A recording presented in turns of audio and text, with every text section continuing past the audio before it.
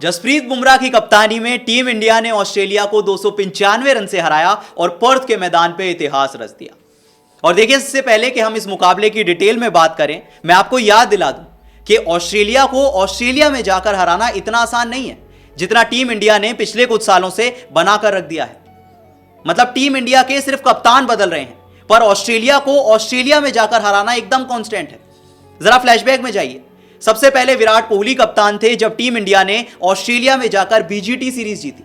अगली सीरीज में विराट कोहली अवेलेबल नहीं थे, अजिंक्य रहाणे कप्तान बन गए, पर ऑस्ट्रेलिया को हराना फिर भी कांस्टेंट था क्योंकि अजिंक्य रहाणे की कप्तानी में टीम इंडिया ने ऑस्ट्रेलिया में जाकर बीजीटी जीत ली। दो अलग अलग कप्तान, दो अलग बीजीटी सीरीज जीत। और इस बार तो ना विराट कोहली कप्तान थे, ना अजिंक्य रहाणे अवेलेबल थे, ना रोहित शर्मा अवेलेबल थे, तो जसप्रीत बुमराह ने काम कर दिया।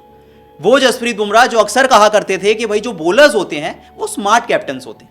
मतलब वो जो मन में इच्छा थी वो ऑस्ट्रेलिया में आकर पूरी हो गई। पहले इंग्लैंड में भी कप्तानी की थी, पर वहां पर वो जीत नहीं पाए थे। लेकिन इस बार जब ऑस्ट्रेलिया में खेलने उतरे तो जसप्रीत बुमराह ने भी वो जो लेगेसी थी विराट कोहली की, अजिंक्य रहाणे की, उसको कंटिन्यू किया और पर्थ के मैदान पे टीम इंडिया को एक हिस्टोरिकल मैच जिता दिया। और इसी के साथ अब team India border Gavaskar trophy में 1-0 की लीड ले चुकी है। भाई क्या कमाल का मैच था और क्या कमाल की रिडेम्पशन स्टोरी है। सोचिए, यही टीम इंडिया थी जब अपने घर पे खेल रही थी तो न्यूजीलैंड की टीम आकर व्हाइट वॉश करके चली गई अपने ही घर पे।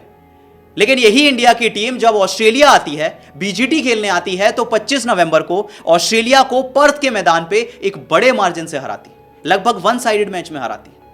सोचिए, अब लगता है वो अनप्रेडिक्टेबल का टैग पाकिस्तान की जगह इंडिया को दे देना चाहिए।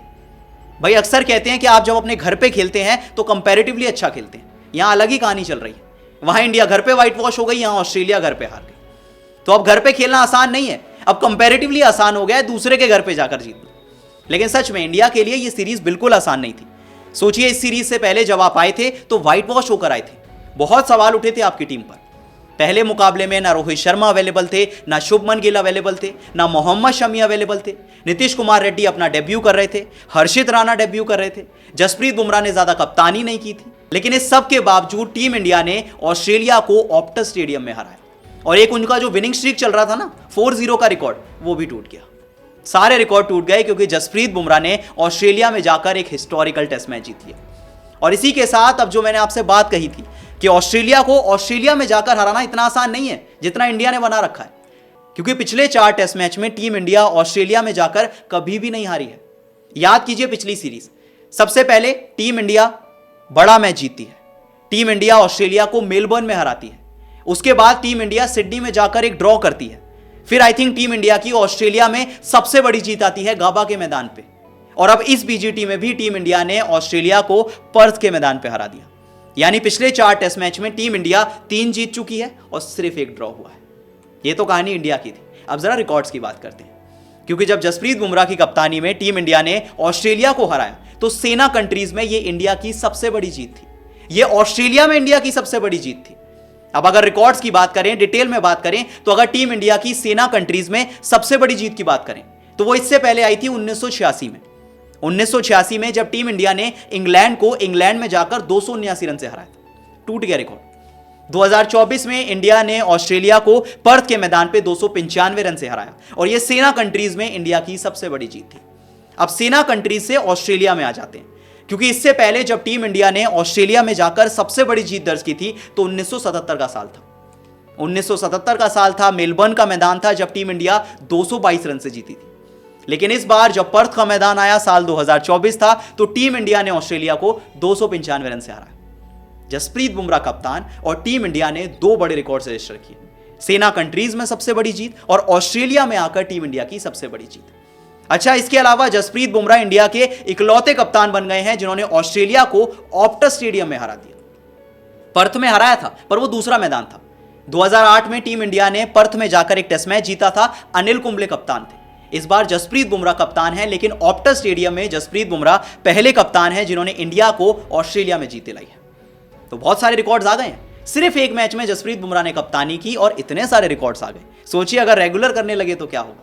खैर, अगर मैच की समरी की बात करें तो इंडिया फर्स्ट इनिंग्स में सिर्फ 150 पे ऑल आउट हुई, ऑस्ट्रेलिया जवाब में सिर्फ 104 बना पाई, और सेकंड इनिंग्स में तो भाई इंडियन टीम ने धागा खोल दिया। 487 रन बनाए, सिर्फ 6 विकेट गिरे, डिक्लेयर कर दिया, आउट ही नहीं कर पाई ऑस्ट्रेलिया की टीम। अपने घर पर खेल रही थी, स्टार्क खेल रहे थे, हेजलवुड खेल रहे थे, कमिंस खेल रहे थे, लियोन खेल रहे थे, लेकिन ऑल आउट नहीं कर पाई इंडिया को। जवाब में ऑस्ट्रेलिया की टीम सिर्फ 238 बना पाई और 295 रन से इस मुकाबले को हार गई। इंडिया के लिए अगर टॉप परफॉर्मर्स की बात करें तो सबसे बड़े परफॉर्मर यशस्वी जायसवाल थे, 161 रन की पारी। विराट कोहली, उनकी भी सेंचुरी आ गई। केएल राहुल, उनका भी कंट्रीब्यूशन बहुत इंपॉर्टेंट था, पहली इनिंग्स में 26 रन, दूसरी इनिंग्स में 77 रन। नीतीश कुमार रेड्डी अपने डेब्यू मुकाबले में पहले 41 रन बनाते हैं, फिर 38 रन बनाते हैं और दूसरी इनिंग्स में तो मिचेल मार्श को आउट कर देते हैं। उनके लिए भी ड्रीम मैच था, और ड्रीम मैच था जसप्रीत बुमराह के लिए। जसप्रीत बुमराह जिन्होंने पहली इनिंग्स में 30 रन देकर 5 विकेट लिए और दूसरी इनिंग्स में 42 रन देकर 3 विकेट लिए। तो Jasprit Bumrah the captain, Jasprit Bumrah the bowler एकदम टॉप नॉच थे। इसके अलावा अब अगर इंडियन बॉलर्स का ऑस्ट्रेलिया में जाकर, एक्चुअली इंडियन कैप्टन्स की बात करें, बेस्ट फिगर्स की बात करें, तो अब बिशन सिंह बेदी के बाद दूसरे नंबर पे जसप्रीत बुमराह का नाम। इससे पहले बिशन सिंह बेदी जब इंडिया के कप्तान थे तो 1977 में 194 रन देकर 10 विकेट लिए थे। जसप्रीत बुमराह ने 2024 में 72 रन देकर 8 विकेट लिए। कपिल देव ने 1985 में 109 रन देकर 8 विकेट लिए थे और अनिल कुंबले ने 2008 में 254 रन देकर 8 विकेट लिए थे। खैर, बड़ी बड़ी कहानी यह है कि टीम इंडिया ने ऑस्ट्रेलिया को पर्थ के मैदान पे हराया और बीजीटी में 1-0 की बढ़त बना ली।